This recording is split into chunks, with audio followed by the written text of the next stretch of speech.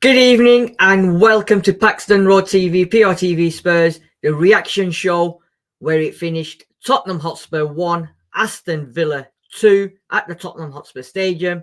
Spurs suffered a third defeat in a row.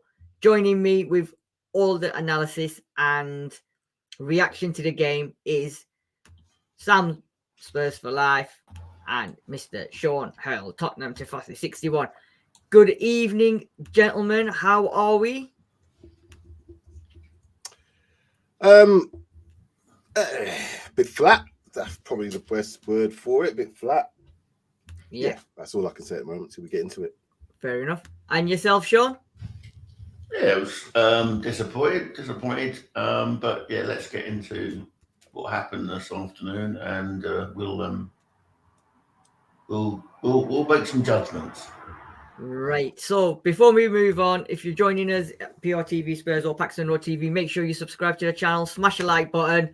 Win, lose, draw. We're always there with all the content. You might hear us swearing, you might not, but we're fans, we're passionate, and we say how it is from the bottom of our hearts, whether we slag our team off or not. At the end of the day, it's our opinion. You're all entitled to your opinions as well. So, like I said, we've done the preview show and we said it's going to be a tough game. I predicted Spurs to win a lot of them. I think, Sean, you did say that we might get... Did you say... Was it you that said we might get beat? No, I wasn't on the preview show, so... I can't remember who said it. But, right, so how are we going to break this down, right? In terms of performance, in terms of players' performance. I tell you what, first and foremost, right, let's do the team. Because we said the team, what it was going to be. And boy, was I surprised. I don't know if any of you guys were surprised with the lineup, but he went with an absolute, how can you say, different lineup to what we're used to. And I can't get the slides up, but talk about the lineup, starting with you, Sean. What did you think of the lineup today? Yeah, there was a surprise, but given that he's had a couple of weeks to ruminate on what happened at Wolves, I wasn't surprised there were some changes. Yeah. I was quite intrigued by it, to be honest, and looking forward to see what it could do. Some players had an opportunity to grab their opportunity. So yeah, it was not a surprise, but yes, some individuals needed we got a better look at today than we have in previous weeks. So it was good. Cool. And yourself, Sam? I know we was discussing potential lineups yesterday, and your words were if we start with Davis and Dyer, we're doomed. But we started with Royal and Dyer. So what was your thoughts? So a couple of things for me that kind of struck out as soon as you see the team sheet. Dyer, to my knowledge, wasn't injured. So from my opinion, it seems like he didn't trust Dyer in this game due to pace, possibly Emerson Royal being a little bit quicker. What you do lack with Emerson Royal being at centre-back is that he doesn't have as much physicality. I don't think he can really head that well. And as I said, I've always mentioned about Ben Davis's physicality. Now, these players are up to the level that they can play. So again, I can't get onto the players. They played well as a whole. As a unit, the team played well. And that selection, with Kulusevski being in the position that he did, or occupied most of it in the game until later on in the second half, with Ben Johnson wide, I think works well. I think also Brian Gill had good moments. Again, to me, he looks like a youth team player playing in the men's team. But as I said, the biggest thing is it just shows you where we are as a team, that we're not being able to trust these youngsters. And I think that's the only, for me, if I was going to have a negative about today overall from a Postecoglou perspective, is that we haven't trusted youngsters. Now, maybe Ashley Phillips may have played today. He may have started today, but he's got an injury, obviously, as well. But I just think we are struggling now in that centre-back area. Yeah, and I think, like you said, today summed it up, didn't it? Because when you want things to happen, when you want to make changes that are going to be crucial, nothing happened. Nothing worked in terms of when you look at the bench and you're thinking, oh, here we go. I mean, that Bentancur injury, we'll discuss that later as well. from the thug, as people are calling him in the comment section. But in terms of, I'm just trying to bring the slide. Sorry, just to add to the team, obviously we missed the midfielders as well. Obviously Basuma was a big miss. Bentancur started, was brilliant, and you could see the difference that happened after he. But when we get into the game, I guess we'll discuss, because it's different. There is different parts to all of this to stack up to make this whole thing that we've got at the moment. Yeah, and I mean, atmosphere-wise at the game, right, when I got there, everybody was buzzing. Even when we kicked off, everybody was buzzing. The first 15 minutes, first 20, in fact, the first half, I think we was buzzing in general. So if we look at, okay, let's not look at this because I am having one of them moments. So guys, if you just carry on talking while I just sort these out, right? Just talk about the first half performance, Sean. While I just I mean, I thought we started very, very well indeed, and it was clear that the things that weren't happening at Wolves were going to be happening. Well, appeared to be happening this time, and to me had looked at that. You know, I thought the key to the defeat at Wolves was the midfield, the lack of balance, the lack of application, the lack of talent. Yeah. If you like, or and too many players. Star and Basuma had poor games against Wolves. Let's not have it anyway. They were poor, but I thought with Bentancur and with Kulu and with Lo Celso, we were far more effective, and we, to a certain degree, with Bentancur, it allowed us to, not worry so much about the hole in the middle of our defence. I thought he was majestic, and to be honest, it was very reminiscent of the Chelsea game, that first 20 minutes or so, where we controlled the game. We had a hat full of chances. I mean, and this is the key thing for Postecoglou.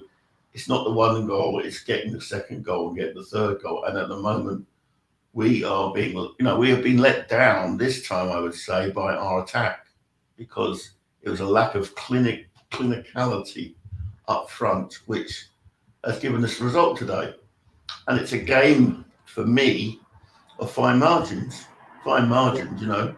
Those chances early on in the game, and players not really being aware of where they were in position, getting caught offside very easily. Have cost us. In the end. Yeah. Sam? Yeah, Sean's right in his assessment about the attack. The reason I mentioned the defence is, and I'll give that caveat to that, is because I know that we're always going to give up opportunities. I know teams are going to have opportunities to score against us because that's how we play. And that's for the betterment of the team overall. So positive in all of those aspects. But what I think we have to realise is those defenders at key moments, because there was a thing that was said in one of the stats today. That's the first goal we've conceded. The header was the first goal we conceded from across this season, which shows you, considering that's been a weakness of ours in the past, has been improved by the defenders that are there. So at key moments, that's when you expect your key players to stand out. So again, we were unlucky that we didn't take our chance in the first half, and Villa took that one chance realistically that they had in that first half with that set piece. And in the second half, again, similar sort of thing. They made them adjustments. They did make adjustments. And I said this in the previous show. If he's a tactical manager, which is Emery is, he saw it wasn't working in the first half. He would have got battered. Had we taken our chances, we could have gone into that 3-0 up or even 3-1 if they had scored. And that would have been a totally different game. But the fact is, we didn't take our chances. And when we expect to have real strength in our defence, unfortunately, people are right. The players that we've got currently playing in that centre-back, as good as they might play to their level, that's their level. You need a Van der Ven in there. You need a Romero in there who's going to win those headers when they need to, because that's why we haven't conceded from crosses this season. So it's disappointing from that sense. And the only other disappointment I would say is that I want to see you a youngster. I'm too tired of all this. Oh, they're too young. Well, I'm seeing players of 17 and 18 getting debuts and winning games for their teams, and their teams in the sort of presence that we are. So why can't we play youngsters? They've been having good success. That's my only concern, is that we know what we're going to get from Emerson, and we know we're going to get from Davis, and we know we're going to get from Dyer. I want to know what I'm going to get from somebody else, potentially of the younger squad. Disappointment. That's it. So, in terms of the game itself, 62% possession to Tottenham, 38 to Aston Villa. Ignore the Crystal Palace thing at the back. I don't know what's going on there. We had 18 shots to their 15. Shots on target, we had 8. They had 5.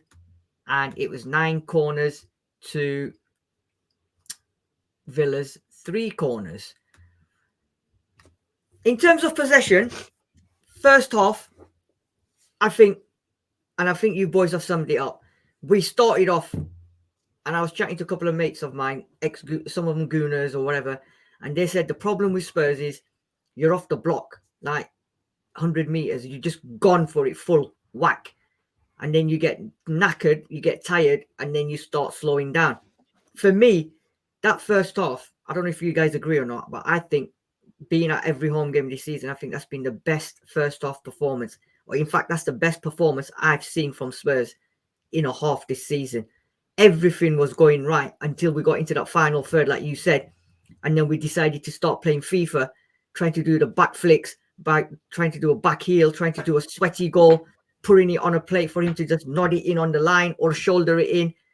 Why can't we just bury them chances, golden opportunities? Kulusevski rounds the goalkeeper and then he decides to pull it back. Johnson should be burying it. I think Destiny Oddity went past someone, bury it.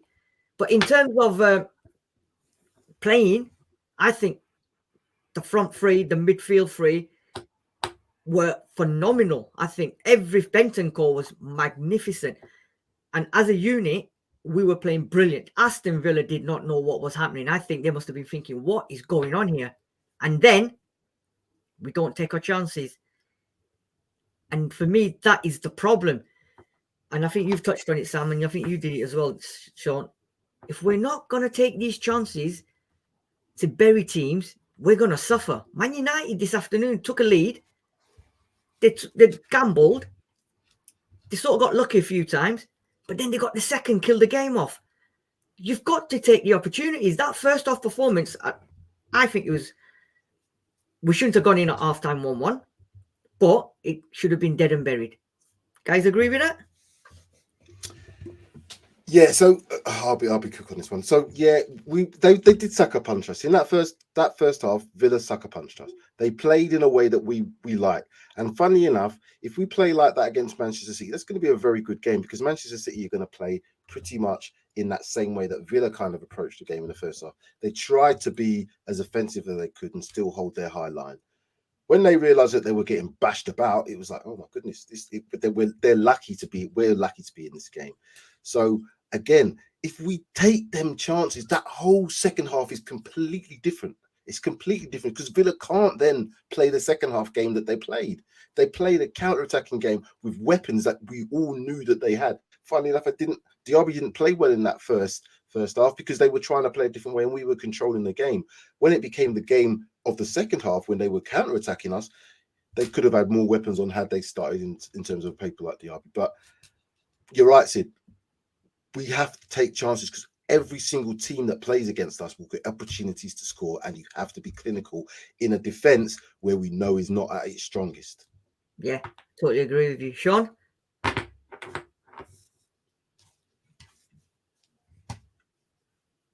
You're on mute, Sean. Sorry.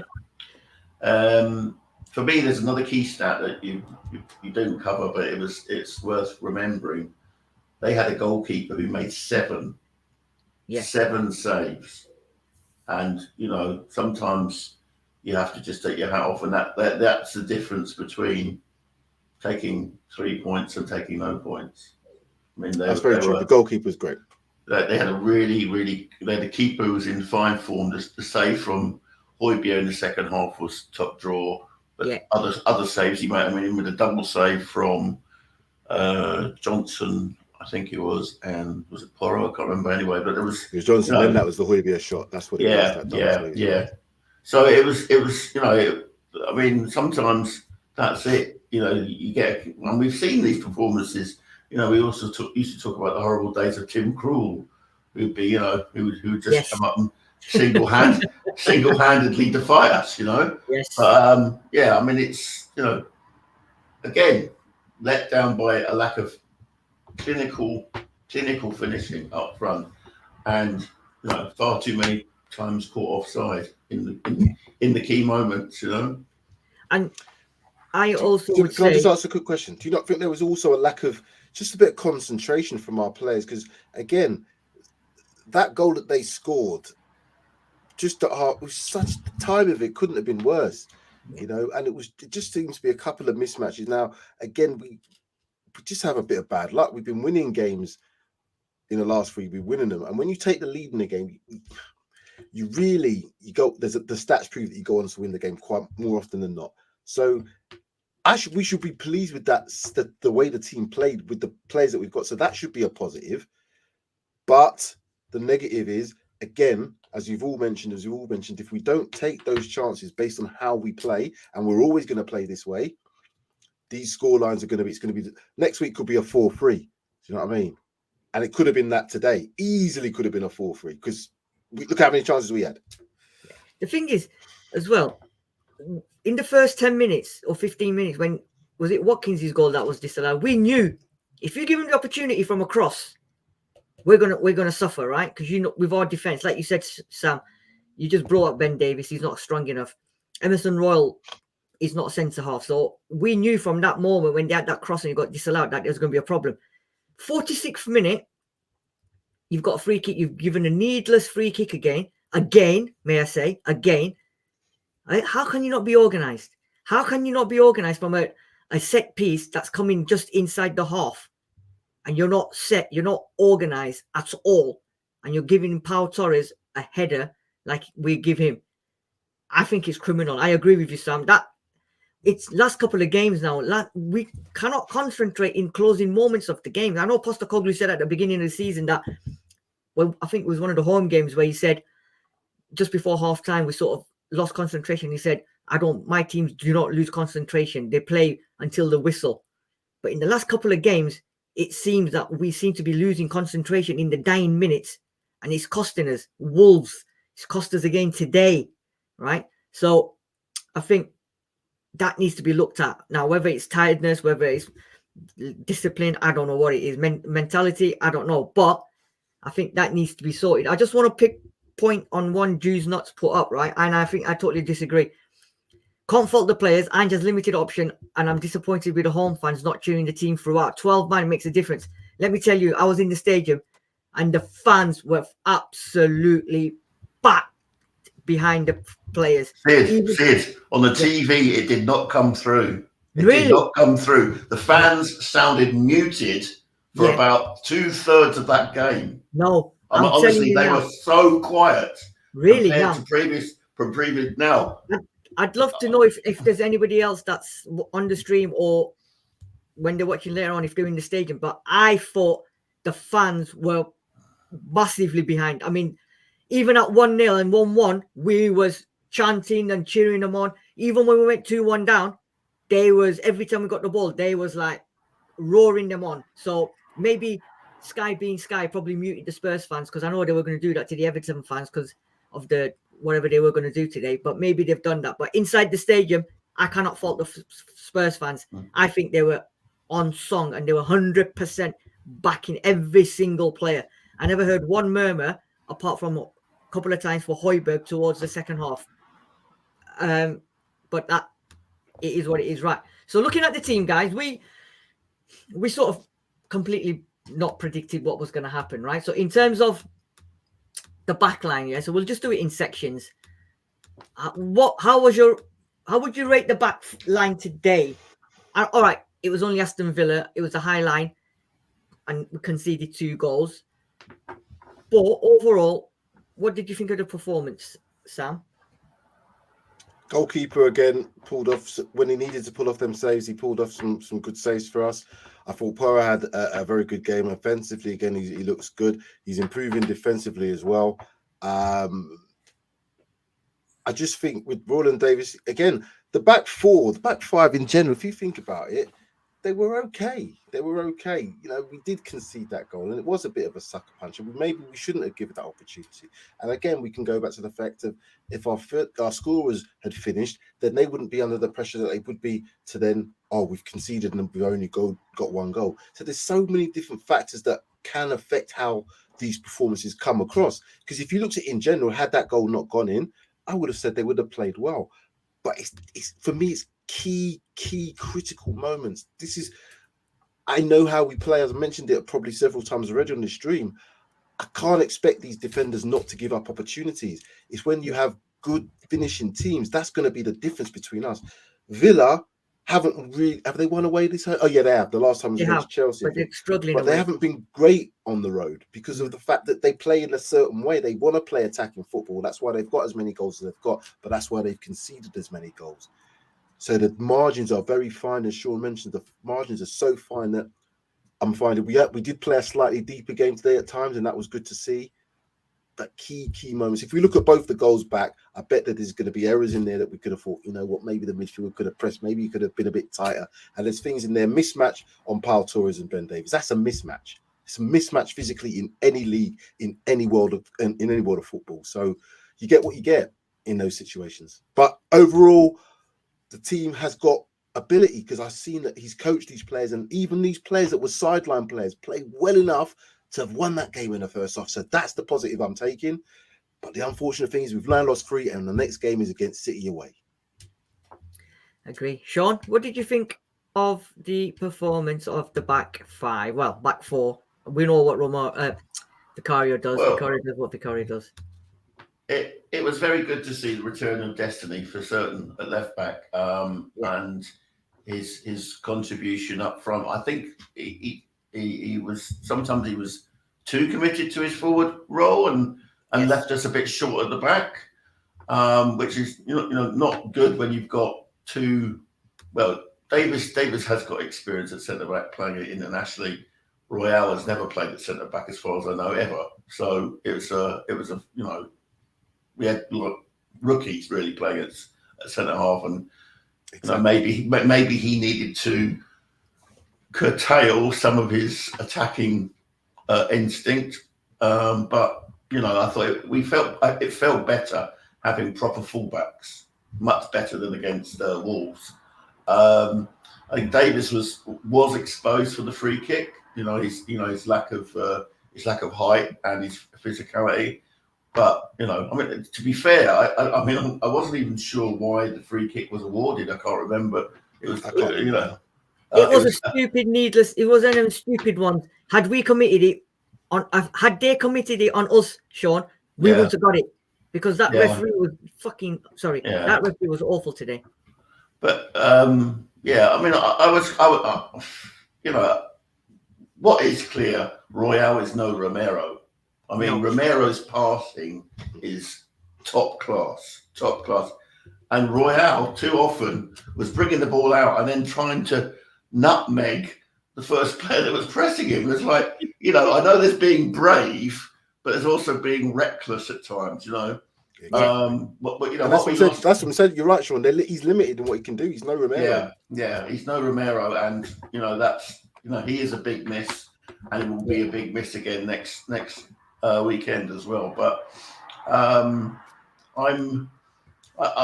was quite happy with the choices given the limited amount of availability. The fact that you know Ash Phillips has now got an injury which is going to keep him away till basically Christmas. So I think we're, you know, I thought as I say, I don't think what undone us today was necessarily the defence. I think what undone us was further forward, like the midfield did against Wolves. The attack, I think, did today. Yeah. Fair. I think Poro played well. I think Emerson Royal and Davis, like you both have summed them two up. I think Udagi was quality today. Some of the forward runs he done. I don't know how he's not burying that one in the first couple of minutes. That should be in the back of the net. I'm sorry. But it should be, you know, I don't know why he went for the chip when he could have controlled it and whacked it in. Like Joel Linton yesterday when he went through, he could have tapped it in, but he absolutely wellied it into the back of the net. Yeah, pounced on that shot.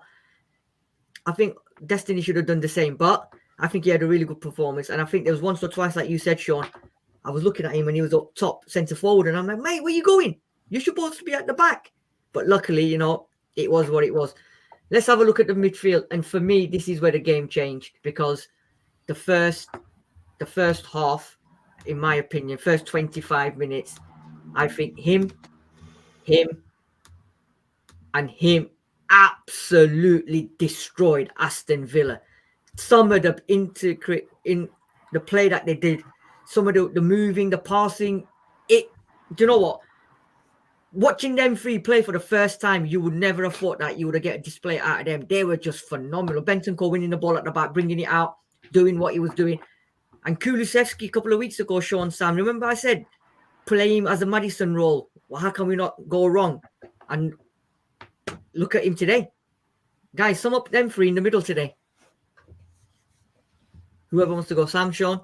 I'll go quickly because I've got to shoot. Bentancur, fantastic. You can see now he's back. I just hope that looked like it was an ankle more so than a knee. So that could be just good news if there is good news him coming off. But as soon as he came off, that creativity dropped a level. Lo Celso, I think, played really well considering he hasn't really played, and they did have that little bit of a dovetail. Bentancur would sometimes drop into that 8 position, and then Lo Celso would drop into the 6. Kulusevski, as we mentioned before, has the ability to play in that 10, and again, he doesn't rely. You don't have to rely on your pace so much. Then, so again, when he plays in the wide area, he's trying to beat me. He doesn't have to necessarily do that. He can just get that couple of yards and then make the pass. And I think they all played really, really well because we created so much. And Postecoglou himself has said that it was some of the best football he's seen. So that's down to the midfield and down to the movement and the position of the players. As soon as he went off, things then changed.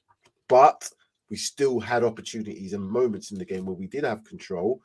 But I think that Villa had the defensive control, if you're not honest. They always kind of knew, because we didn't really have much opportunities aerially against them today, I don't believe.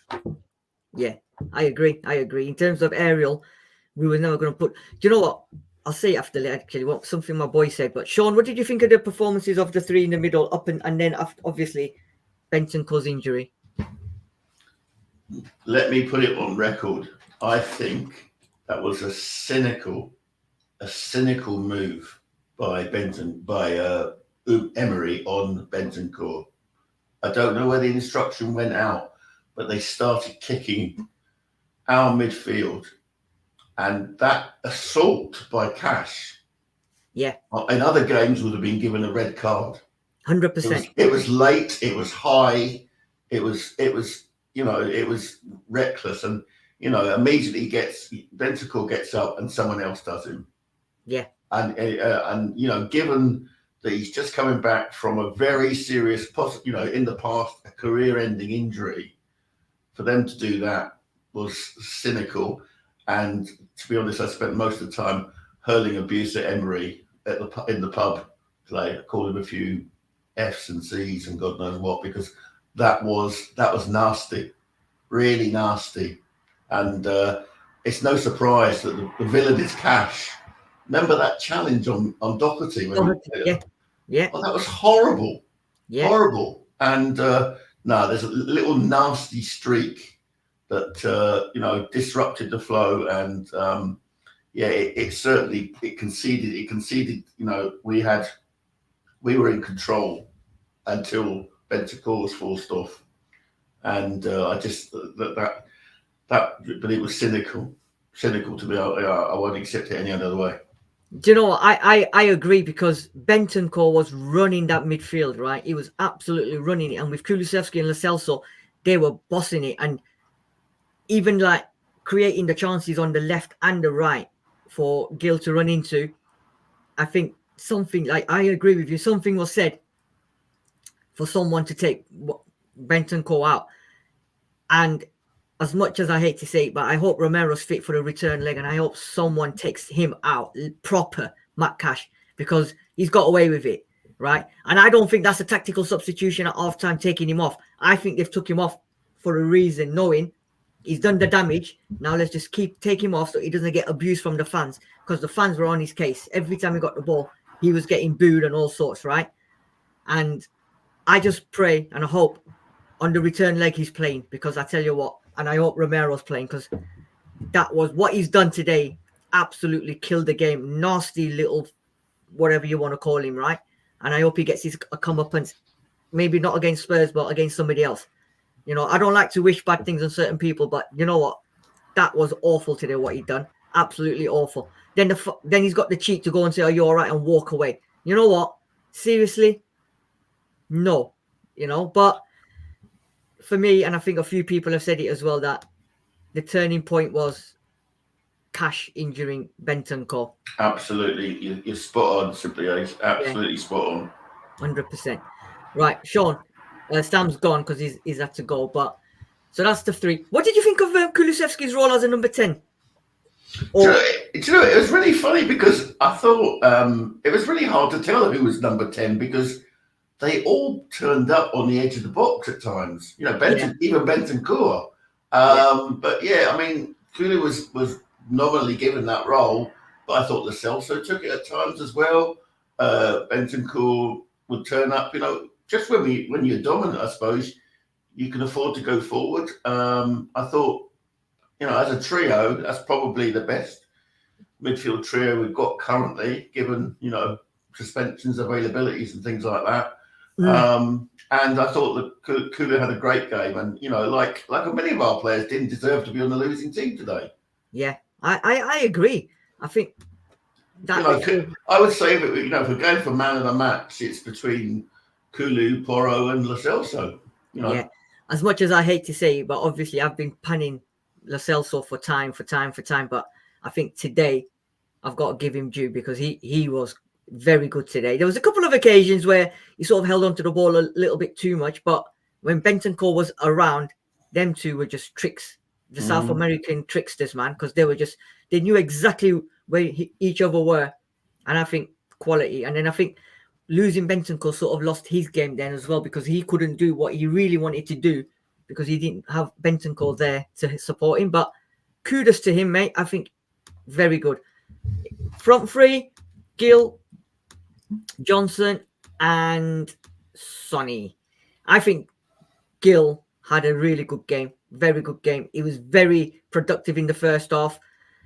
Always trying to run at him. And when he did. Still a little bit lightweight. And he still needs work on his final delivery. But for someone making his first start to the season, I think he had a very good game. I think Johnson had a decent game. But I think second half, he sort of fizzled out. And I think he was not comfortable at all on the left.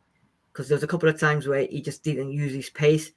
He was like sort of walking kind of thing. So I don't know whether he's comfortable playing on the left or not. But yeah, he only went to the left when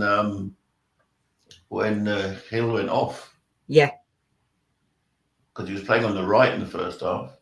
Yeah, but I still think, I don't know. I think he still needs a few more matches before he's fully fit. And as Juice Nuts is saying here, he'll huff and puff, but no end product. I think first game back as well, I'm not going to completely slag him off. I think he done all right. Could have been better in certain places. I think Son done all right as well. But for me, I don't know about you, Sean, but it's all season. Onside to offside, offside to onside. His transition sometimes is quite slow and he gets offside too many times. But saying that, though, he was good at hustling down the goalkeeper.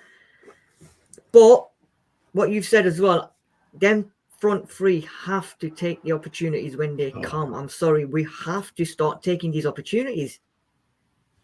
I mean, you know, golden opportunities early on, particularly early on. You know, yes. I don't know if you were aware in the stadium, Sid, but do you know that VAR wasn't available for the first few minutes? That's right, because I didn't know. My son told me after the game when we got home that VAR wasn't available. That's why they didn't check the Gil elbow, which apparently Alan Smith said there was nothing wrong with it. And I said, of course he said that. If that would have been Saka or Jesus or somebody, he would have been crying for the penalty. But apparently, yeah, there's an apology incoming from VAR. It was ready, and then he broke down for the first couple of minutes. That's why he didn't go to VAR. Absolute rubbish. Yeah, and the other thing as well, I mean, which is very pertinent because it meant that we had extra time. Why did they take so long to rule out the Wilkins, the Watkins goal? Yeah, because it was clear it was offside. You didn't even have to put the lines in. I know. It was clear. They took forever to get that right, and I just thought, what are you doing? It's like, I mean, it was clear from the TV. You didn't, they took far too long to make that decision. And of course, again, it's come back and kicked us in the teeth because it's deep into first half injury time where they can, they get their equaliser, and that injury, that extra time doesn't happen without that long VAR check for the goal, which was clearly not a goal. And I think that elbow as well on Gill. How have they seen that as nothing wrong with that? He's actually, when you look at the replay, and apparently they talked about it at half time, didn't they? He's actually, you can tell he's made impact. And again, it boils down to this. Had Romero been playing, had Romero made that challenge, yeah, where they would have looked on, okay, the VAR wasn't working, but I'm sure they would have looked on their TV and said, yeah, it's a red card, send him off. You know what I mean? There would have been other ways. Are you telling me if VAR's not working, you've got no other means of looking at that? Come on. Again, I've already made the point. Cynical. There's a cynical side to that Villa team, and the more it gets highlighted, hopefully, the more the reds and yellows will build up through the season. But we were obviously the unhappy recipients of that today. 4 yellow cards they got, Sean. They got 4 yellow cards in the game, and I don't know what you saw of it when you was watching it at home or in the pub. When I was watching it in the stadium, like you said, they were so cynical, and a lot of them should have been yellow cards. Yeah. Oh yeah, I mean, it seems to be happening to us a lot this season. I mean, I remember sitting watching that Luton game at Luton, and 11 challenges without a yellow card in that first half. Yeah. Juicy asking a question here. Man United started 18-year-old. They have injuries, and Ten Hag took a chance. Should we blood some youngsters? This season is free hit for Ange. Now, I made the point yesterday. Newcastle gave this debut to a 17-year-old in midfield against Chelsea, right? I've never heard of that 17-year-old. Newcastle fans might have heard of him. Maybe not. We don't know. At what point are we going to give Dorrington, okay, Phillips is injured. Shouldn't we be giving these guys a chance now? Because I don't know what you thought about Højbjerg's performance, but he's not the answer. What I saw of him when he came on, some of the heading backwards was awful. His passing was awful. He nearly tripped over the ball once. For me, Højbjerg is just going backwards. He's not a player that you can bring in to rely on now. And it just goes from side to side. As soon as he came on, I said to my boy, I said, we're going to start going side to side now. We're going to lose the momentum. We're going to lose the ascendancy. And he's just like a warrior that just wants to break things down. That's it. Nothing more. My one vision of Pierre was him, trying to bring someone down, had got past him and failing in the second half. Right. I mean,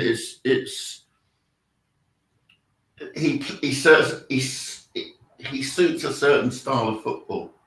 Yeah. He said, not the football that we're going to be playing eventually under Postecoglou. Yeah. He's not the future. No. But at the minute, Postecoglou is probably erring on the side of caution and going for senior players rather than junior players because he's worried that, a young player could come into a game and we get beat 4 or 5-0, for example, next week. And what do you do to that player? What do you do to that young player? You don't. You could set his career back. Yeah, so I think there's a I would play young players at home. I certainly wouldn't play a young player next week against City away. Oh no, I agree with that one. But what I'm saying is, if they're good enough, if you think they're good enough, then you've got to give them a crack. today, what probably Wolves, another team that we could have done, but we're not. And that is the problem. You're putting them on the bench for what? Match day experience. I get match day experience by turning up as a fan. There's no difference to them to me. The only difference is they're wearing the kit and they're on the bench. I'm in the stands. I'm getting a match day experience. But you've got to start playing them. Otherwise, if you're going to stick, like you said, with the senior, like Højbjergs and all them lot, and they don't put in a performance, they don't put in a shift, week in, week out, everyone's going to slag them off. So at some point, he's got to play poker and deal. You know what I mean? He's got to take a punt. He's got to bluff it, and he's got to try it. Like you said, today's game, you're not going to lose anything. He's not going to knock his confidence because you're playing Aston Villa. Right, they're tough, but they were there for the taking. First 25, 30 minutes. They were there for the taking. We battered them, right? My boy goes, oh, we'll probably bring him on. If we were 3-4-0 up, Dad, we probably would have bought Donnelly and Dorrington on second half. I went, maybe, maybe not, but we're not. But you're bringing on Højbjerg. Come on. Allow it. But I think Mike Dundee here saying, can't fault the gameplay, but if you don't finish, you get punished. Spurs should have been out of sight by half time. Sums it up. Yeah, sums it up. I mean, and I said it at the beginning of the game, Man United, prime example today, 1-0 up. They rode their luck. They've got the second game over. Yeah, we're not doing that. We're trying to score them fancy goals, flicks. I don't know what it is. Are they scared of shooting? I don't know what it is. But the saving, well, it's not even saving grace. We've got Romero, one more game. Basuma's back next week. Hopefully, Saar should be back. Hopefully, Bentancur will be fit. So that's good. But Bissouma, we don't know how he's playing. But again, it's an extra body. The front line's probably not going to change. I think Kulusevski will go back where he is. But it's 3 defeats in a row now, Sean. 3 defeats in a row. People are now going, oh, they're breaking records. They've gone from being unbeaten 10 games to now losing 3 in a row, another record. Me personally, I am disappointed today's game. We didn't win because we should have won. We should have won last week against Wolves. We've lost, in my opinion, 6 points. Performance-wise, I was quite happy. It is a free hit for Ange Postecoglou this season. He's looking at players. He's looking at performances. But is it the 3rd game in a row now where we've took the lead and we've got beaten? Yeah, it is, yeah. There you go. You see? So, can we not hold on to leads? Is there a problem? I don't know. Overall, Sean, what you're saying performance-wise? Is it just a matter of, okay, we've lost again, but we didn't get battered. We was the better team. We move on. Yeah, we were undone by a touch of cynicism on the behalf of Villa. Yeah. You know, reckless fouling on a player who's just recovering from a serious injury, and a forward line which can't take its chances when they're offered on a play. You know, so we go into next week's game. I'm not expecting anything next week, but we've got to stay. We've got, you know, this manager's here for the long term. Of course. Come what may. I mean, he's had one window and he's lifted. He's given us a little vision of what things could be when he gets his players. Yeah. Next season, we won't have Dyer. We probably won't have Højbjerg. Davis. You know, Davis might be gone as well, but we'll have players committed to his style of play, and we'll have, you know, a fit Van der Ven, a fit Romero. We'll you know, this is a season of transition, you know, and we are a few months into that transition. So others have been around a lot longer. I agree. You know what? The other thing as well. What's the point of FC? Johnson doesn't look like he can last 90 minutes in any game. His final pass was awful today. Gil no end product again. Kulu shouldn't be hitting the post from there. I agree with him. That should have hit the net. Villa were the opposite in the final third and could have had a couple more. Villa were hit and miss. I think Sam summed it up, and I think you summed it up. Half time, They changed their formation because they weren't getting any joy at all. Diaby was nowhere to be seen. They changed it. They brought on Tielemans and Bailey second half. They went to a 4-4-2 because they knew that, like Sam said, counter-attacking is not going to work. Let's change it up. Let's change it to counter-attacking with the pace. They got in behind us a few times, but... Yeah, but they weren't counter-attacking in the first half because they were playing a high line as well. Yeah, that's what I mean. You can't play a high line and counter-attack. In the second half, they changed. Changed it, yeah. Yeah. And we didn't. And it's, it's a difficult, it's a difficult one to take, to be fair. We deserve something from the game. Maybe not a win, but a draw, definitely, So yeah. Simply Ace, we are a team that always has opportunities but fails to take them, so the defense needs to hold it out, and that never happens. This is the thing. If we start taking these chances, right, then you know what, they can sit comfortable. But like I said, Sean, I'm worried, but I'm not worried, if you know what I mean, because Romero's to come back, Van der Ven's to come back, Perisic is going to come back. We got players coming back from injury, and I think once we're up and running, if Bentancur's not injured again, hopefully, I think it's ankle. If he's back as well, I think we'll give City a good game in the middle next week. If Lo Celso, Bentancur, Basuma, if they're all fit, then yeah. Bentancur will not be back before Christmas. No, I think he'll be all right. I think Postecoglou said we're going to assess it, but let's see what happens. It's ankle, so hopefully I think he'll be all right. Højbjerg wants to leave, and it shows his vanishing act. Too many excuses. We lost. Did you say, is that us who are giving too many excuses? We're not giving excuses. We're just giving an assessment of what happened today. No excuses. Exactly. Aston Villa were there for the taking for the whole match. I'll tell you one thing, Sean, right? At the end of the day, they're fourth. But they weren't all that today. I was not impressed at all with Aston Villa. Well, given their away record, that's not a wonder, is it? To be fair, yeah. I mean, there's no great shakes away from home. They've benefited from a bit of good fortune that the referees allowed them to carry on assaulting Bentancur to the point where he has to come off, and they've scored from a set piece. Yeah. And their winning goal was a good goal, but it was a good finish. Yeah, it was a great finish.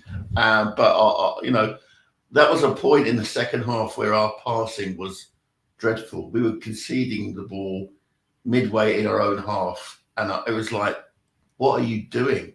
Yeah, simple passes were not coming off, and Højbjerg was one of the worst culprits for that. To be fair, I agree. David Clark. Look, Aston Villa was shit. It shows how back our final third player was. For Son to be offside when he has 40 yards of free space in front of him, sorry, is unforgivable. Do you know there was a few times in that first half when we was absolutely battering them, where Kulusevski, Johnson, all of them, Destiny were running through. They were looking for Son, making the move. Why? Try and bury it yourself, because Son was, I think, trying too hard sometimes, and he was ending up in offside positions. In the last couple of weeks, how many times has Son scored when he's been offside? Yeah, but that offside goal he scored, that would have been a beautiful, beautiful goal, because the the one that came from the right. Yeah, in actual fact, it wasn't Son that was offside; it was Johnson that was offside. Was it Johnson?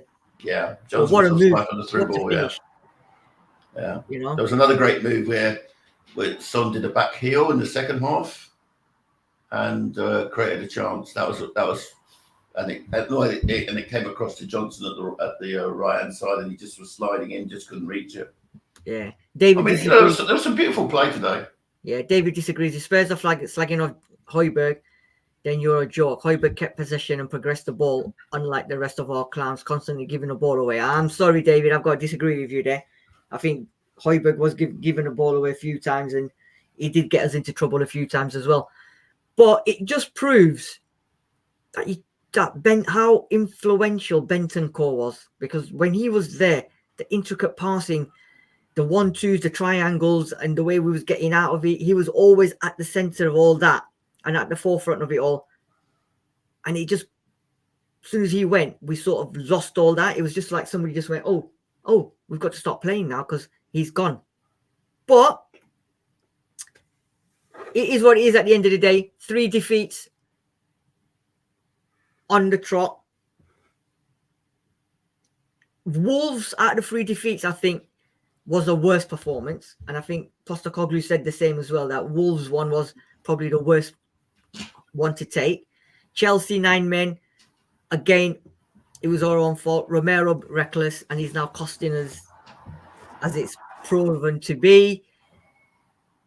What else can I say? You know what? I am gutted. We've gone down to 5th now. Now people are now going to say, "Oh, you're back to where you belong. It's Spursy again. You've bottled it." Blah blah blah. You know what? It's not about bottling. Any other team can have as many injuries as we have. You lose your 2 centre halves. You lose your influential playmakers. Let's see how they get on. Yeah. And I agree with you. There's a lot of teams now doing cynical fouls on our players. Right? Maddison against Chelsea, he was getting, how many times was he getting hacked? Bentancur today. Johnson's had it. You know. There's one stat. Maddison was on the field for 22 minutes against Chelsea. He was a subject of 6 fouls. 6 fouls. And you know he's got really dodgy ankles, so you know he needs to get hold of that physio that Kane's got, which sorted out his ankles. But yeah, I think it's there's no need to be abusive here, folks. It's just you know, again, you know, it's an up and down thing, and at the minute we're a bit of down slope. I do expect that to continue next week. But West Ham's a winnable game. Listen, every game is winnable, right? And today, for me, that first half performance, up until obviously injury time, if we play the way that we did, but we take our chances, we can beat teams. Yeah? And like Tekken, there you go, Tekken is saying here, our midfield, where's he got? Our midfield was purring until that injury. If we play, and I know City will allow us to play like this next week in the middle, I think we can take them on. The only difference is going to be Haaland, Alvarez, Foden, Doku. You give them chances, 99% out of 100, they're going to score them. With our front three, 20%, if that. And I think that is where the difference is going to be. City can be got at. City can concede goals. Midfield can be have a good battle, because Bentancur can be their silver, or Kulusevski even can be our silver. So, you know, it could go either way next week. I still think we can give City a game, but we've got to start taking our chances. And Postecoglou's got to tell these lot, you've got to start taking your chances. Shoot in practice. Shoot. Because that's the only way. If you're going to try and pass them in, do a sweaty, you're going to give them the opportunity. So, you know what? It is what it is at the end of the day. 3 defeats on the trot. We moved down to 5th. Everybody else is now going to start calling us the banter club. But you know what? I'm not getting peed off about it. I thought it was a good performance. Sum it up for me, Sean, and then we shall say goodbye. Yeah. As I said at the outset, this is a game of fine margins, very fine margins. And, you know, I take solace from the fact that we made their goalkeeper man of the match for them. Yeah. We by and large, we're coping with, you know, very poor substitutes in our central defence. I feel much happier with proper fullbacks. And let's hope that Basuma can step in and see what Bentancur did and, you know, give us that kind of performance next week against City. I'm fairly sanguine, you know. I think when the season started, I just wanted us to get back into Europe. And, you know, even a Conference League place would be better than having no Europe at all. Yeah. And I hope to see improvements in the squad. We'll see. January's getting much closer. Yeah.